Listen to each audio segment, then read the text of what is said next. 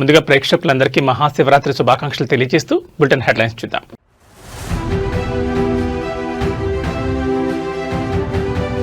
తెలుగు రాష్ట్రాల్లో వైభవంగా శివరాత్రి వేడుకలు, భక్తులతో కిటకిటలాడుతున్న శైవ క్షేత్రాలు.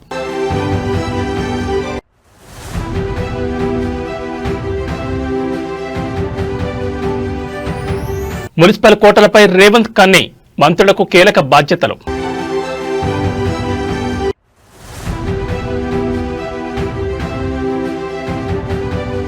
కరీంనగర్ మేయర్ పోటీలో ఉన్నాం, మంత్రి పొన్నం ప్రభాకర్ సంచలన ప్రకటన.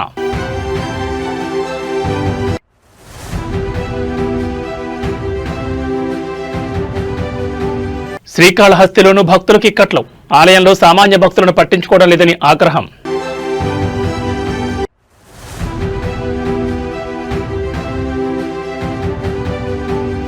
నేడు Bharat Pak high voltage match, T20 world cup లో రణరంగమే. ఇక వివరాలు చూస్తే తెలుగు రాష్ట్రాల్లో శివరాత్రి వేడుకలు వైభవంగా జరుగుతున్నాయి. శివాలయాలు భక్తులతో కిక్కిరిసిపోతున్నాయి. ప్రముఖ ఆలయాల నుంచి గ్రామాల్లోని చిన్న చిన్న ఆలయాల్లో సైతం భక్తుల సందడి కనిపిస్తోంది. ఇక శ్రీశైలం శ్రీ బ్రహ్మరాంబ మల్లికార్జున స్వామి దర్శనానికి భక్తులు భారీగా తరలివస్తున్నారు. తెల్లవారుజాము నుంచే స్వామి అమ్మవార్లను భక్తులు దర్శించుకుంటున్నారు. సాయంత్రం 5 గంటలకు స్వామి అమ్మవార్లకు ప్రభోత్సవం జరగనుంది. పల్నాడులోని కోటప్పకొండకు సైతం భారీగా భక్తులు తరలి వెళ్తున్నారు. త్రికోటేశ్వర స్వామి దర్శనానికి క్యూలైన్లలో భారీగా భక్తులు క్యూలైన్లో వేచి చూస్తున్నారు. భక్తుల వాహనాలతో కోటప్పకొండకు వెళ్లే రహదారులు రద్దీగా మారాయి. కోటప్పకొండపైకి వెళ్లేందుకు ఏపీఎస్ఆర్టీసీ 120 ప్రత్యేక బస్సులు నడుపుతోంది. వేములవాడ రాజన్న సిరిసిల్ల జిల్లాలోని వేములవాడ ఆలయంలో శివయ్య దర్శనం కోసం భక్తులు క్యూ కడుతున్నారు. ఉత్సవాల సందర్భంగా ప్రభుత్వం 1.96 కోట్లతో ఏర్పాట్లు చేసింది.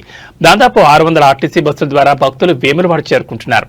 శివరాత్రి నేపథ్యంలో ఆలయం మొత్తాన్ని విద్యుత్ దీపాలతో అలంకరించారు. ఇక ఉదయం నుంచి భక్తుల తాకిడి పెరిగిపోయింది. దీంతో రాజన్న ఆలయం శివనామస్మరణతో మారుమోగిపోతోంది.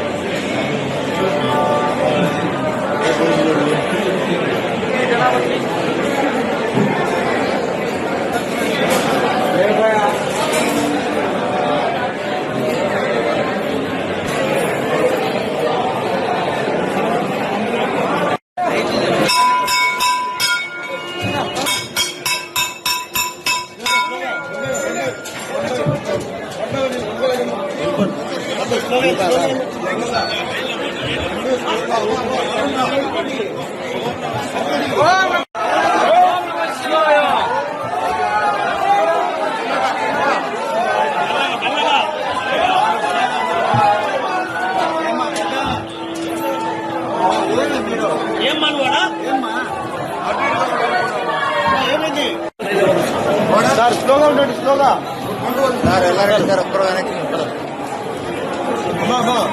నిదానంగా రండి, ఒక రైడ్గా రండి, రండి సింగిల్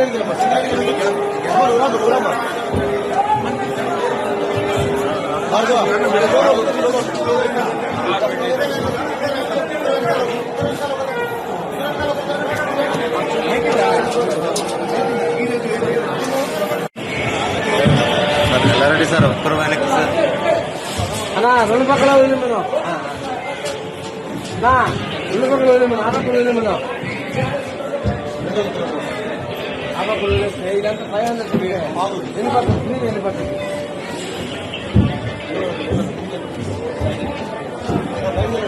ఆ పక్కల వదిలి, ఆ పక్కల వదిలి.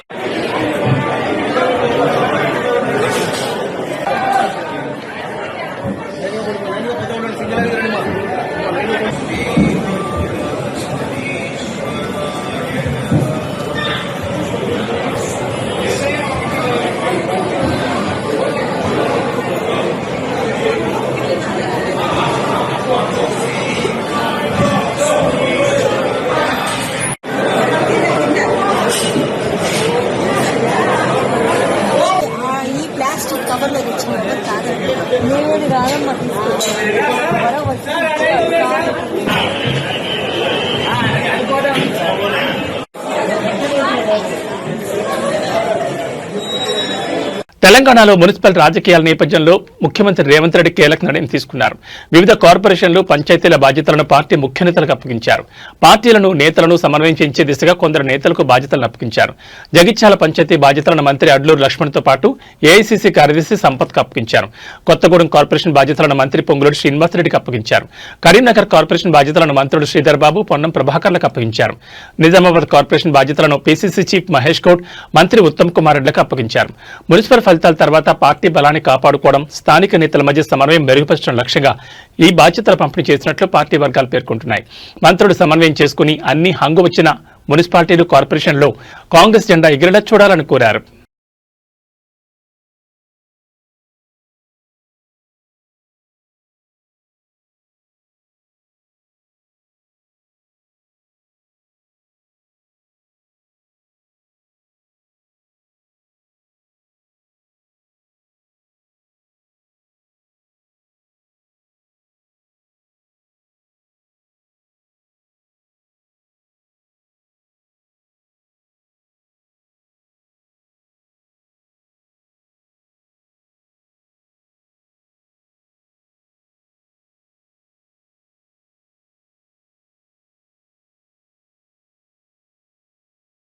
కరీంనగర్ మున్సిపల్ కార్పొరేషన్ జరిగిన ఎన్నికల్లో 30 స్థానాల్లో విజయం సాధించిన బీజేపీకే మేయర్ పీఠం దక్కుతుందని అంతా భావించారు.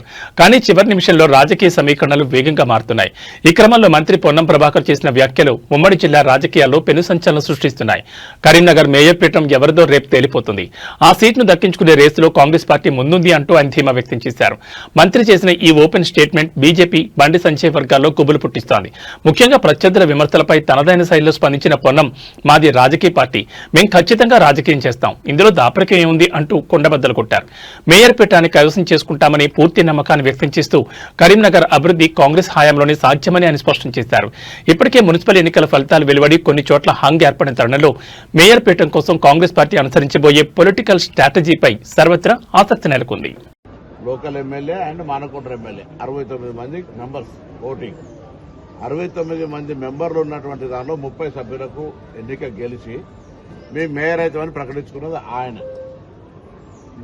ఆ రాజకీయ పార్టీ నాయకుడిగా, పార్లమెంటు సభ్యుడిగా ఎట్లా ప్రకటించుకున్నాడో మిగతా రాజకీయ పార్టీలు ఎవరికి వాళ్లకు వ్యూహం ఉంటాయి. రాజకీయాల్లో ఎన్నికల సందర్భంగా భారతీయ జనతా పార్టీ ఏ విధంగా వాళ్ళకు వస్తున్న పార్టీలను కూలగొట్టింది, అవినీతి పరిణామాల పార్టీలు చేంజ్ చేసుకుంటూ ఎట్లా పూరితమైందో ఇదంతా చర్చ ఇది సందర్భం కాదు. కానీ ఒకటి మాత్రం చెప్తాను, తప్పకుండా పొలిటికల్ పార్టీగా గతంలో కూడా కరీంనగర్ మేయర్కు 13 సీట్లు గెలిచినప్పుడు కూడా మేము మేయర్ అయినాం కరీంనగర్కు సంబంధించి. కాబట్టి ఇప్పుడు కూడా అన్ని రాజకీయ పార్టీలు, రాష్ట్ర నాయకత్వ సలహా సూచనకు సంబంధం లేదు ఇందులో, ముఖ్యమంత్రి గారు మంత్రుల జోక్యం లేదు ఇందులో. స్థానికంగా గెలిచిన ప్రజాప్రతినిధులు వాళ్ళ ఒక ఆలోచనతోటి అబ్సల్యూట్ మెజార్టీ బీజేపీకి రాలేదు. నిజామాబాద్ లాగా నేను కూడా ప్రతిపక్షంలో కూర్చుంటా చెప్పాల్సి ఉండే. అక్కడ కూడా 60కి 28 వచ్చినాయి, ఇక్కడ 69కి 30 వచ్చినాయి. దానికి పెద్ద మేము గెలిచినామని జెండా పాచినామని మీరే జెండా ఊపారు కదా, మేము అన్నామా? మేము ఇప్పుడు ఏమంటున్నాం, డెమోక్రటిక్ గానే ప్రజాస్వామికంగానే గెలిచిన కార్పొరేటర్లు మేయర్ను ఎవరు ఎంపిక చేసుకుంటారు తప్ప గౌరవ ముఖ్యమంత్రి గారు మంత్రులు తిరగనీయం ఎవరు. డెమోక్రసీ ఎవరికి వ్యతిరేకం కాదు. మేము ప్రజాస్వామ్యంగా గెలిచిన ఆ బీజేపీ 30 మంది కూడా శుభాకాంక్షలు, మిగతా 36 మంది కూడా శుభాకాంక్షలు. అందరూ కలిసి మంచి మేయర్ని ఎన్నుకోండి. మేము రాష్ట్ర ప్రభుత్వం నుంచి కరీంనగర్ లాంటి పెద్ద నగరం ఈరోజు 3,40,000 ఓట్లు, 5 లక్షల జనాభా, తెలంగాణ రాష్ట్రంలో హైయెస్ట్ సీట్స్ ఉన్నటువంటి కార్పొరేషన్ తప్పకుండా ఉత్తర తెలంగాణ దాన్ని డెవలప్మెంట్ చేయాలని మా ప్రభుత్వ ఆలోచన. దానికి అనుగుణంగా మంచి ఒక కోఆర్డినేషన్ పాలకవర్గం ఉంటే బాగుంటుందని ఆకాంక్ష పడడం లోపల పొరపాటు ఎట్లయితుందో నాకు అర్థం కాలే. మేము ఎవరికి వ్యతిరేకం కాదు, ఎవరిని పదవులకి దించే ప్రయత్నం చేస్తలేము. మీకు అబ్సల్యూట్ మెజార్టీ ఉంటే మేము అడ్డం పడతలేము. మేము అందుకే మేము ఎవరికి ఖిలాఫ్ కాదు. మాకు సంబంధించిన స్థానిక నాయకత్వం వాళ్ళకు సమన్వయం చేసుకుంటున్నప్పుడు మా పార్టీ తరఫున కూడా అందులో ఒక ఆలోచన కొనసాగుతుంది తప్ప రాజకీయంగా లబ్ధి పొందాలి, రాజకీయంగా ముందుకు పోవాలనే ఆలోచన ఉండడం కూడా పొరపాటు ఎట్లయితే నాకు అర్థం కాదు. రైట్, 29లో 35 ఉన్నాయి కదా, వాళ్ళకు 35 ఉన్నాయని వాళ్ళు చెప్తున్నారు. సరే పని అయిపోయినాక మళ్ళీ ఎందుకు 35 ఉన్నాయన్న తర్వాత ఎవరు ఇప్పుడు కాదన్నారు. వాళ్ళ మీరే అడుగుతారు కదా, మీరు అవుతున్నట్ట కదా అని వాళ్ళని కాకుండా చేస్తున్నారు, మీరే అడుగుతారు కదా. వాళ్ళు అవుతున్నట్టు ఇంకేం కావాలి? కొత్త పాలకవర్గానికి అభివృద్ధి చేయడానికి మేము తప్పకుండా సహకరిస్తాం ఈ జిల్లా మంత్రిగా. Why question raising? మేడ్చల్ జిల్లా మూడుచింతలపల్లి మున్సిపాలిటీలో ఆసక్తికర పరిణామం చోటు చేసుకుంది. మూడుచింతలపల్లి మున్సిపాలిటీ పరిధిలోని 12వ వార్డులో పోటీ చేసిన కాంగ్రెస్ అభ్యర్థి ఎం జ్యోతి ఓటమి పాలైన విషయం తెలిసిందే. జ్యోతిపై బీఆర్ఎస్ అభ్యర్థి విజయం సాధించారు. దీంతో ఓటమి తట్టుకోలేకపోతే జ్యోతి ఎన్నికల ముందు తాను ఇచ్చిన డబ్బులు చీరలు తిరిగి ఇవ్వమని కుటుంబ సభ్యులతో కలిసి ఇంటింటికి తిరిగి వసూలు చేస్తోంది. ఈ క్రమంలో చీరలు ఎవరు ఇవ్వమన్నారని జ్యోతిపై ఓటర్లు మండిపడుతున్నారు. మరోవైపు మూడుచింతలపల్లిలో మొత్తం 24 వార్డులుండగా బీఆర్ఎస్ పార్టీ 14 వార్డులు గెలుచుకుని ఆధిక్యాన్ని కనబరిచింది. అదేవిధంగా కాంగ్రెస్ పార్టీ 9 వార్డులలో విజయం సాధించగా బీజేపీ ఒక్క స్థానాన్ని గెలుపొందింది. బీఆర్ఎస్ కు ఈ మున్సిపాలిటీలో స్పష్టమైన మెజార్టీ దక్కడంతో చైర్మన్, వైస్ చైర్మన్ పీఠాలను కైవసం చేసుకుంది.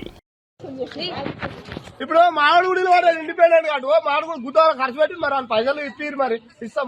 మీ ఇళ్ళనే నిలబడ్డాడు మీ ఇళ్ళనే నిలబడ్డాడు మీ ఇళ్ళనే నిలబడ్డాడు పైసలు ఇప్పిరు మరి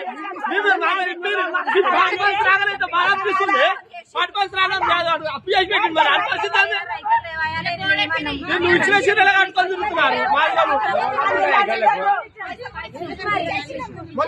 మాదిలో పాటు మీరు ఇచ్చిన చీరలు కట్టుకొని తిరుగుతున్నారు. పార్టీ నుంచి ఏం రాలేదు, పార్టీ నుంచి రూపాయి రాలే, పార్టీ పైసలు ఎట్టిపోయినాయో పార్టీ నుంచి కూడా ఇప్పుడు అడగాలి. పార్టీ నుంచి ఎట్టిపోయినాయి పైసలు, పార్టీ నుంచి కూడా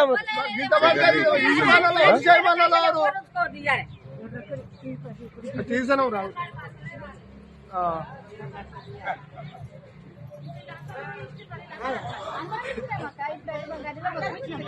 ఈయనోళ్ళు అయితే తిడితే పాడతారు పాడదు. ఈయనోళ్ళు అడిగిన వాళ్ళు ఇప్పుడు ఇచ్చాను ఇచ్చేది ఎందుకు?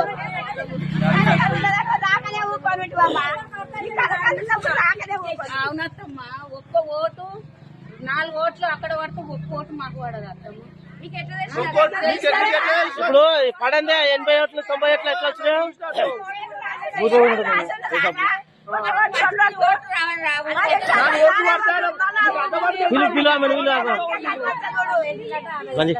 మళ్ళా రాజకీయం అనేది ఎవరు కానీ రావద్దు. మా ఇండ్లలో ఉంటే మేమే ఉంటాము, మేమే వాడు కూడా మేమే కొట్టుకుంటాం కానీ ఒకటి రావద్దు మా ఇండ్లలో. ఇనవాడు ఎందుకు మమ్మల్ని బయలాం చేసినందుకు ఇది నువ్వు అడగకు తీసుకురాపోయింది ఇవన్నీ కావా కవర్లు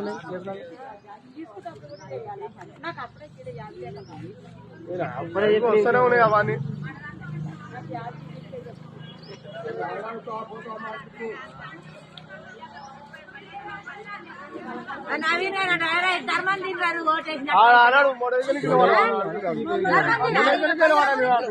అన్నాడు 3 అందరం భయపడితే ఇంటికాడ చేరిస్తా ఇప్పుడు ఇచ్చినాను వేసిందట ఓటు.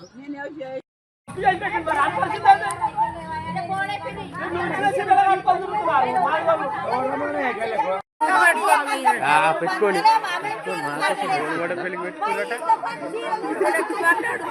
కొత్తగూడెం కార్పొరేషన్ మేయర్ పీఠం CPI Congress party deputy mayor తీసుకునేందుకు ఒప్పందం కుదిరినట్టు తెలుస్తోంది. ఈ మేరకు సీఎం రేవంత్ రెడ్డితో ఆ పార్టీ నేతలు సమావేశమై మేయర్ డిప్యూటీ మేయర్పై చర్చించి కొలిక్కు తీసుకొచ్చినట్టు తెలుస్తోంది. మేయర్ పీఠం ఎస్టీ జనరల్ కావడంతో ఆ స్థానాల్లో నుంచి కాంగ్రెస్ నుంచి గెలిచిన కార్పొరేటర్లు ఆశల పల్లకిలో ఉండగా పార్టీ అధిష్టానం తీసుకున్న నిర్ణయంతో కాంగ్రెస్ కార్పొరేటర్ల ఆశలపై నీళ్లు చల్లినట్లయింది. సిపిఐ నుంచి మూడ్ గణేష్, నూనావత్ శ్యామల, బానోత్ కళావతి గెలుపొందగా వీరిలో ఒకరికి మేయర్గా అవకాశం దక్కనుంది. కాంగ్రెస్ సిపిఐ పొత్తు పెట్టుకుంటే ఇక తమ అవసరం ఉండదని స్వతంత్రులు నిరాశల్లోకి వెళ్లగా సిపిఐ తమతో కలిసి వస్తుందని బీఆర్ఎస్ పార్టీ కొండంత ఆస్తూ ఉన్న చివరికి అడియాస్తి మిగిలింది. ప్రస్తుత పరిస్థితుల్లో బీజేపీని సమర్థవంతంగా ఎదుర్కోవాలన్నా, బీఆర్ఎస్ను మరింత బలహీనపరచాలన్నా కమ్యూనిస్టులతో కలిసి ఉండడమే మేలని భావించే మేయర్ పీఠాన్ని ఇచ్చేందుకు కాంగ్రెస్ పార్టీ అంగీకరించిందని తెలుస్తోంది. కాంగ్రెస్ పార్టీకి 2.5 ఏళ్లు అధికారంలో ఉండనుండగా విడిపోవడం కంటే కలిసి ఉంటేనే మేలు జరుగుతుందని భావించి సిపిఐ ఈ నిర్ణయం తీసుకుందని సమాచారం.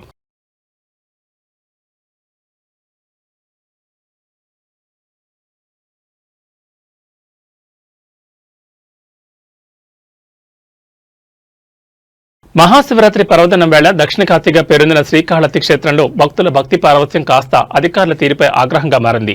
పరమేశ్వరుని దర్శించుకోవడానికి వచ్చిన సామాన్య భక్తులకు చుక్కలు కనిపిస్తున్నాయి.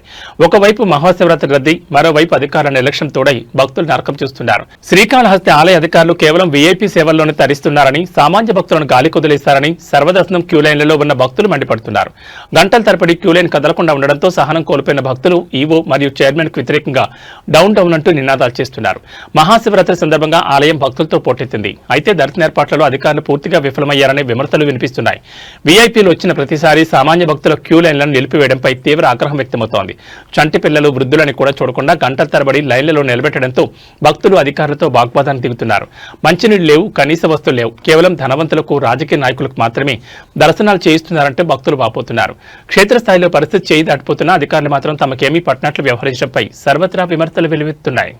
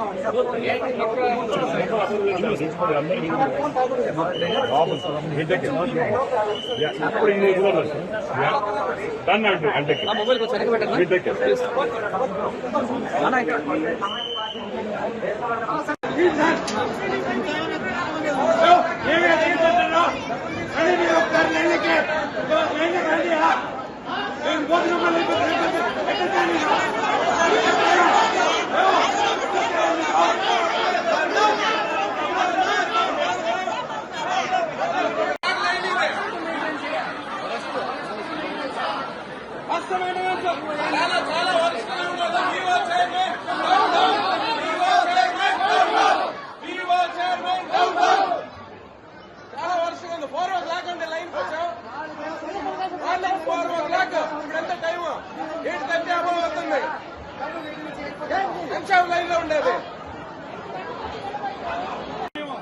5 గంటలు ఇస్తారు. ఈ కిలో 5 గంటలు ఇచ్చి ఎప్పుడు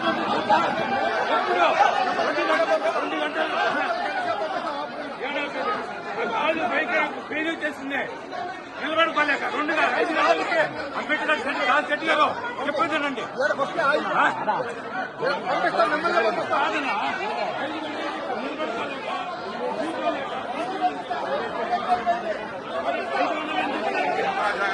మహాశివరాత్రి పర్వదినం సందర్భంగా పల్నాడు జిల్లాలోని ప్రముఖ శైవక్షేత్రం కోటప్పకొండ భక్తులు పోటెత్తారు. త్రికోటేశ్వర స్వామిని దర్శించుకునేందుకు తెలుగు రాష్ట్రాల నలుమూల నుంచి భక్తులు భారీగా తరలివచ్చారు. తెల్లవారుజాము నుంచే స్వామివారికి విశేష అభిషేకాలు, పూజలు నిర్వహిస్తుండగా గిరి ప్రదక్షిణ చేసే భక్తులతో కొండ మార్గాలన్నీ కిక్కిరిసిపోయాయి. ఈ ఏడాది భక్తుల సౌకర్యార్థం దేవస్థానం ప్రత్యేక క్యూ లైన్లు ఏర్పాటు చేయడమే కాకుండా దర్శనానికి వచ్చే ప్రతి భక్తుడికి ఒక ఉచిత లడ్డూ ప్రసాదాన్ని పంపిణీ చేస్తోంది. క్షేత్రమంతా విద్యుత్ దీపాల అలంకరణతో ఆధ్యాత్మిక శోభను సంతరించుకుంది. కోటప్పకొండ తిరునాళ్లలో ప్రధాన ఆకర్షణగా నిలిచే విద్యుత్ ప్రభలు వివిధ గ్రామాల నుంచి మేళతాళాలు, కోలాటాల నడుమ కొండ దిగువకు చేరుకుంటున్నాయి. భక్తుల రద్దీని దృష్టిలో ఉంచుకుని ఏపీఎస్ఆర్టీసీ పల్నాడు, గుంటూరు, ప్రకాశం జిల్లాల నుంచి ఏకంగా 618 ప్రత్యేక బస్సులు నడుపుతోంది. ఇందులో ముఖ్యంగా కొండ దిగువ నుంచి పైకి వెళ్లే భక్తుల కోసం 95 షటిల్ బస్సులు నిరంతరాయంగా సేవలందిస్తున్నాయి. అంతేకాకుండా ఈ ప్రత్యేక బస్సుల్లో మహిళలకు మహాలక్ష్మి పథకం కింద ఉచిత ప్రయాణ సౌకర్యం కల్పించడంతో మహిళా భక్తుల సంఖ్య భారీగా పెరిగింది. ట్రాఫిక్ ఇబ్బందులు తలెత్తకుండా పోలీసులు భారీ బందోబస్తు ఏర్పాటు చేసి వాహనాల పార్కింగ్ కు ప్రత్యేక ప్రాంతాలను కేటాయించారు.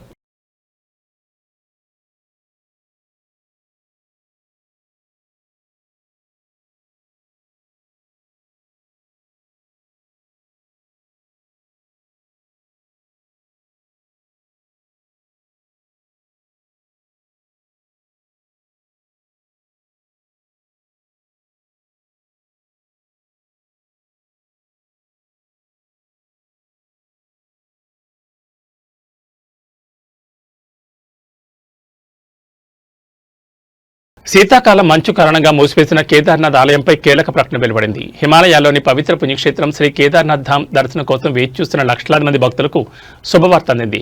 ఈ ఏడాది కేదార్నాథ్ ఆలయ ద్వారాలను ఏప్రిల్ 22వ తేదీ ఉదయం 8 గంటలకు తెరవనున్నట్లు శ్రీ బద్రీనాథ్ కేదార్నాథ్ ఆలయ కమిటీ అధికారికంగా ప్రకటించింది.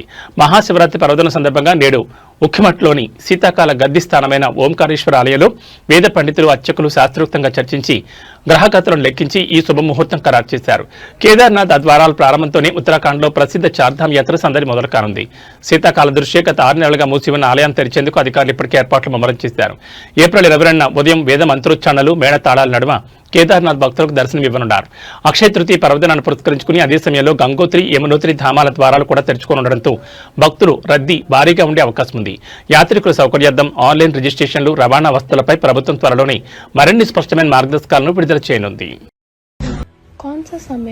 2 मई शुक्रवार को अमृतकाल बेला में प्रातः वृक्ष लगन 7 बजे भगवान श्री केदारनाथ जी के कपाट समस्त यात्रियों के लिए, भक्तों के लिए खोले जाएंगे। बोलो केदारनाथ भगवान की जय। రాజన్న సిరిసిల్ల జిల్లాలోని ప్రముఖ శైవక్షేత్రం వేములవాడలో మహాశివరాత్రి జాతర ఉత్సవాలు అత్యంత వైభవంగా ప్రారంభమయ్యాయి.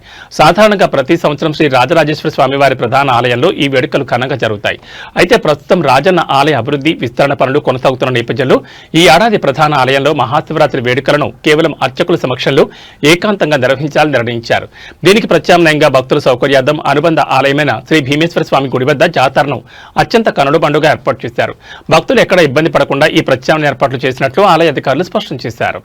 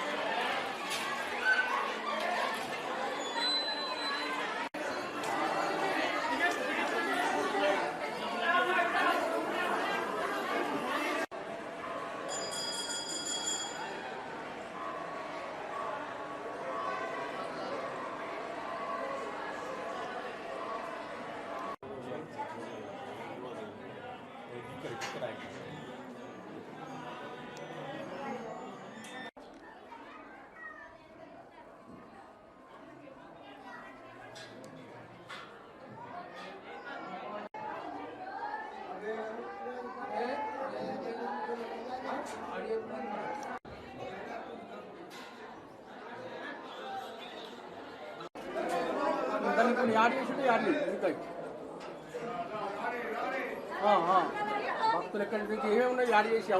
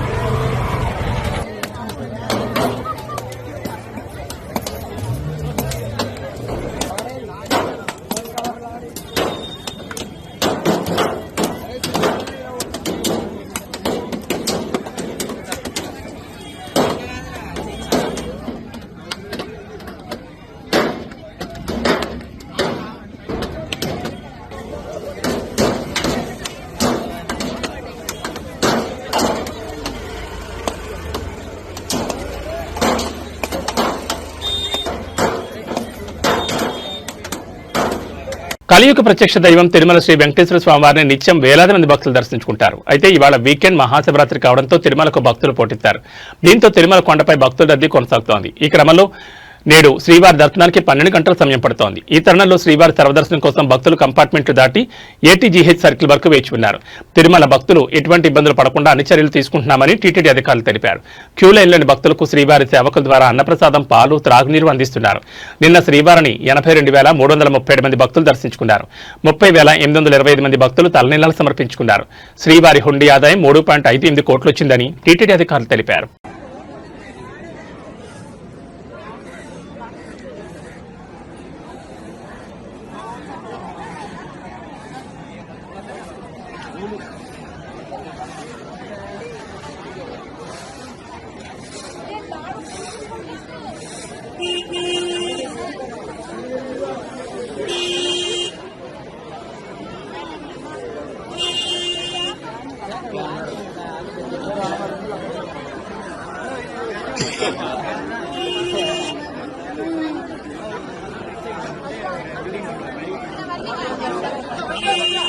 కర్ణాటక రాజకీయాల్లో డీకే శివకుమార్, సిద్దరామయ్య మధ్య సీఎం పదవి కోసం గత కొంతకాలంగా ఒక రకమైన పోటీ నెలకొన్న సంగతి తెలిసింది. ఈ క్రమంలో తాజాగా ఓ ఆశ్చర్యకరమైన సంఘటన చోటు చేసుకుంది. కర్ణాటకలోని హవేరీలో జరిగిన భారీ బహిరంగ సభలో ముఖ్యమంత్రి సిద్దరామయ్య నిలువెత్తి విగ్రహాన్ని డిప్యూటీ సీఎం డీకే శివకుమార్ స్వయంగా ఆవిష్కరించారు. ఈ కార్యక్రమం ఇద్దరి మధ్య ఆధిపత్య పోరు ఉందనే ప్రచారానికి పూర్తి చెక్ పట్టినట్లు కనిపిస్తోంది. సిద్దరామయ్య నాయకత్వంలో కర్ణాటకలోని కాంగ్రెస్ ప్రభుత్వం 1000 రోజుల పాలనను విజయవంతంగా పూర్తి చేసుకున్న సందర్భంగా ఈ విగ్రహావిష్కరణ జరిగింది. పార్టీలో ఐక్యతను, సమిష్టి కృషిని ప్రజలకు చాటడమే ఈ కార్యక్రమం లక్ష్యమని డీకే శివకుమార్ స్పష్టం చేశారు. గ్యారంటీ పథకాల అమలులో సిద్దరామయ్య పోషించిన పాత్రను కొనియాడుతూ ఆయన చరిత్రలో ప్రజానాయకుడిగా నిలిచిపోతారని అన్నారు. విగ్రహాన్ని ఆవిష్కరించిన తర్వాత సిద్దరామయ్యకు డీకే శివకుమార్ ఆత్మీయ శుభాకాంక్షలు తెలిపారు. ఈ కార్యక్రమంలో ఇద్దరు ఒకే వేదికపై కనిపించడం, ఒకరినొకరు గౌరవించడం రాష్ట్ర రాజకీయాల్లో చర్చనీయాంశమైంది. సిద్దరామయ్య సైతం తన విగ్రహాన్ని డీకే ఆవిష్కరించడం పట్ల హర్షం వ్యక్తం చేశారు. ఇది తన వ్యక్తిగత గౌరవం మాత్రమే కాదు, కాంగ్రెస్ పార్టీ సమిష్టి కృషికి దక్కిన గుర్తింపని ఆయన వ్యాఖ్యానించారు.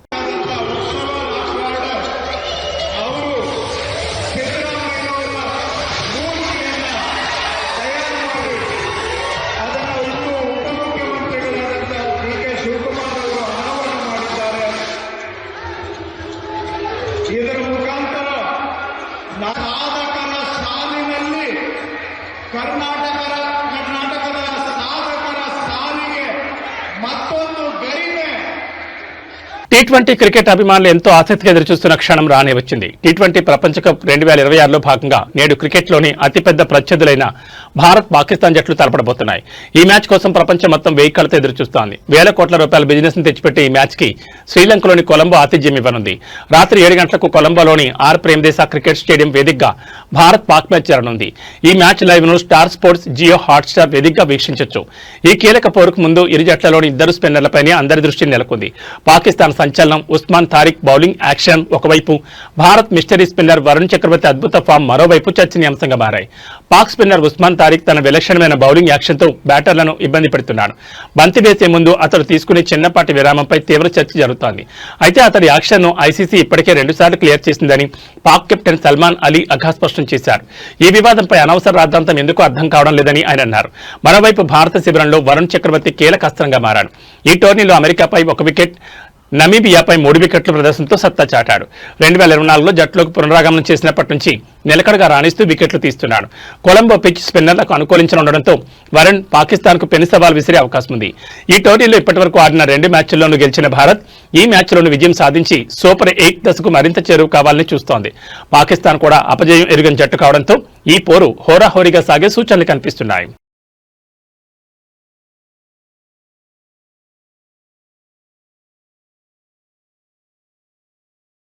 ఇక బులెటిన్ ముగించే ముందు హెడ్లైన్స్ మరోసారి.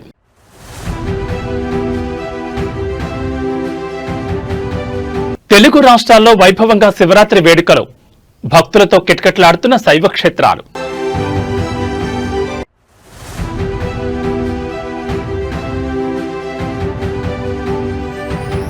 మున్సిపల్ కోటలపై రేవంత్ కన్నీ, మంత్రులకు కీలక బాధ్యతలు.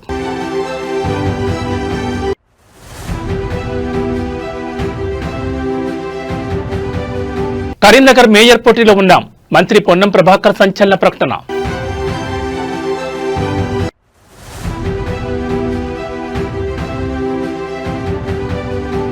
శ్రీకాళహస్తిలోనూ భక్తులకు ఇక్కట్లు, ఆలయంలో సామాన్య భక్తులను పట్టించుకోవడం లేదని ఆగ్రహం.